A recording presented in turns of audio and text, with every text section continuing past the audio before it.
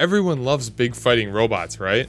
Mech Warrior, Mech Assault, Gundam, Hawken, Pacific Rim, and yes, even Titanfall. All of these are amazing replications of what it's like to command a massive, powerful being made of steel. Now, no matter what form of content I was diving into, I have always wanted to pilot one of these fine pieces of machinery. Now, unless I somehow get recruited by the IMC Marines or the Pan-Pacific Defense Corps, I don't think I'm going to actually be able to get behind these cannons. But I sure as heck can take an awesome close second through the world of virtual reality. Today I present to you a mech combat game built from the ground up for virtual reality with running, jumping, flying, and fully interactive cockpits. This fresh off the press game is Iron Rebellion. Just in case you didn't know, I live stream 2 to 3 times a week over on Twitch, showcasing all things virtual reality with some really fun interactive content that is free to you. No, bad Sylphid. Thank you for the bubble right down the throat. Drink with Autotuna.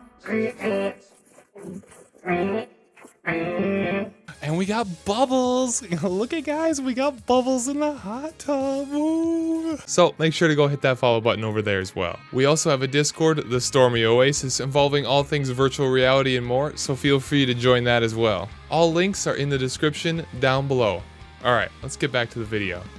So first off, this game is available currently for Steam VR, Oculus Quest 2 App Lab, and Oculus Quest 1 App Lab with crossplay between all of the platforms. And I do have to point out that this is a seated experience and it should only be played as one. So the gameplay we are seeing here in the early access version appears to be a little different from what we saw and experienced in the earlier demo version. Now, according to the Iron Rebellion roadmap, this content from the demo version and much more will be added in future updates. We will go over this roadmap later at the end of the video. The demo version of the game showcased 3 mech types: the light mech, the mid-tier mech, and the heavy mech. You could choose between having lasers, rockets, or cannons on your arms, and these could be changed individually too. So you could be blasting cannon shells out of your left arm while beaming a spicy hot laser beam out of your right. The demo version was only single player and put you up against AI bots to really hone in on your skills. The early access version of the game puts you into the mid-tier mech with 2 Spitfire cannons on each arm. To me, these cannons feel exactly like the 40mm cannons from Titanfall, which is awesome. Oh yeah, and this version has fire truck and multiplayer. You can enter the social hub, which houses the mech ball, parkour, battle zone, and a spot to practice your movements. You can chat with others in here as well by turning on your microphone in the mech, which currently uses whatever microphone you have set to your default mic on your PC, or your standalone headset microphone. There's a quick match and a 1v1 match option to choose between. Either one currently puts you into a beautiful snow-covered map playing the game mode Data Breach. The objective is to capture 10 data points before your enemy. You score data points by capturing an objective, which can be found by looking to the sky for a yellow beam blasting its way into the heavens. You can find green health pads scattered across the snowy wasteland that will repair your structural integrity or health after you're done laying waste to your enemy counterpart. You can also score a data point by eliminating your enemy. Be careful though, when you are eliminated, you lose a data point and your enemy then gains one. The cockpit interactions are amazing. There are currently 36 different buttons you're able to press in this mech. The ones you can currently use are the microphone on-off button, the button for muting and unmuting other players, and this button. Boop. Boop. That's the wrong button. Yeah, don't press that button. Oh, you also have this toggle switch to be able to adjust the height of your joysticks in the cockpit to match your wheelchair arms. That right there is some immersive genius. Moving your hands around in the cockpit, you'll notice very quickly that it has some amazing Boneworks-like physics. Your hands actually stop when colliding with an object, so you can't just break immersion by shoving your hands through the side of your mech. There's much more to come as far as gameplay goes in the near future, but we will get into that later in the video. So, the controls. The controls in this game are pretty straightforward. You press 4 toggle switches in your cockpit to power up your mech. The left side grab handle is held and then you move your joystick to move front to back and side to side.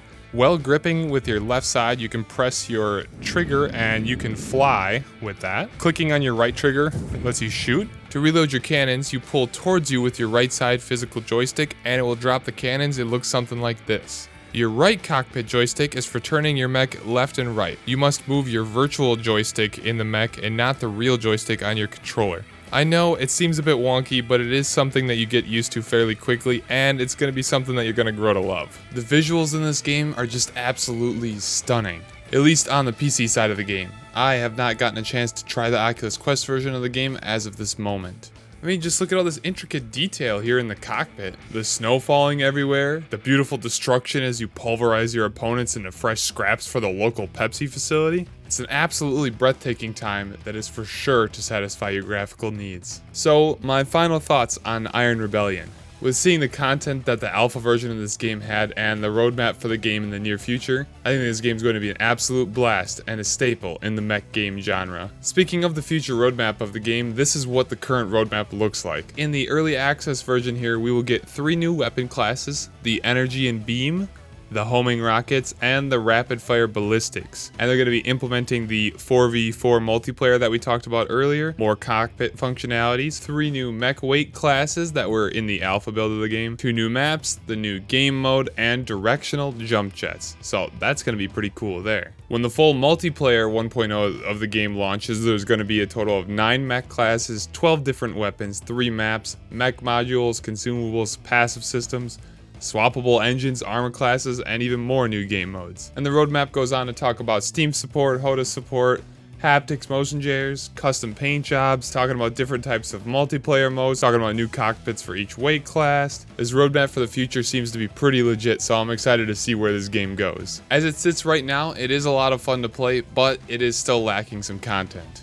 This is an early access review, so don't take this too harshly. For $15, I think it's a great game that you can get now, get used to the mechanics, and kind of put away until they update it some more and then hop back into it when there's a ton of content. Thanks again for watching, and I hope you enjoyed this review. If you did, make sure to leave a like and share it with all of your friends. Alright, that's all we have time for today, y'all. And remember, until next time, never give up. Peace out.